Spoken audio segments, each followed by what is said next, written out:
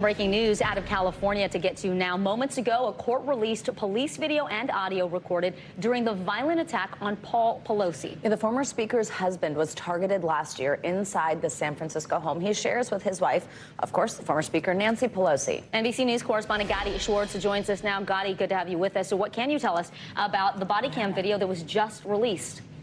Hey, good morning. Yeah, this video was released about 15 minutes ago. A warning, it's graphic. We're going to show you part of that video. In it, you see two officers from the San Francisco Police Department. They walk up to the Pelosi home. They knock several times. Now, this is one of the first videos. We understand that there may be another video from the other body cam. But this is where officers walk up, they knock, they ask each other whether or not this is the right home. They discuss that. And then at some point, you're going to see here that the door is opened. It's unclear who opens the door, but you're going to see David DePape, the suspect here, standing there. And he's going to be standing right next to Paul Pelosi. They are going to be holding on to a hammer. There you go. You see them both holding on to a hammer. The officers are pretty confused. The officers say, hi, drop the hammer. DePape says, nope. And then he starts to pull it away right here. And that's where immediately he hits Paul Pelosi. They run in, they tackle him. Paul Pelosi is on the ground underneath him, and you can tell he's unconscious. You can hear him struggling to breathe. But this is where officers rush in and they make that arrest on David DePape.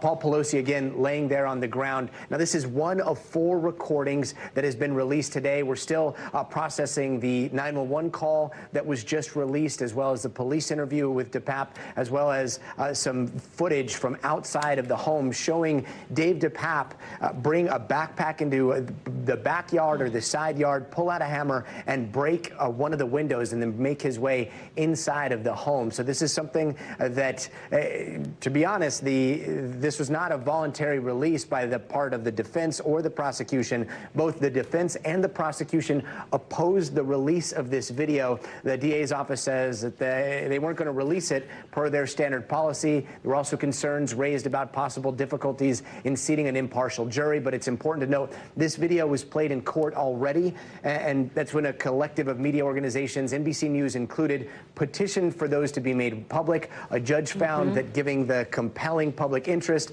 and the fact that they were already played in court, they should be released, and so that's what we're seeing right now. Yeah, and you warned us, Gadi, but certainly disturbing and quite graphic. Thank you very much for walking us through that. NBC News correspondent Gadi Schwartz for us there.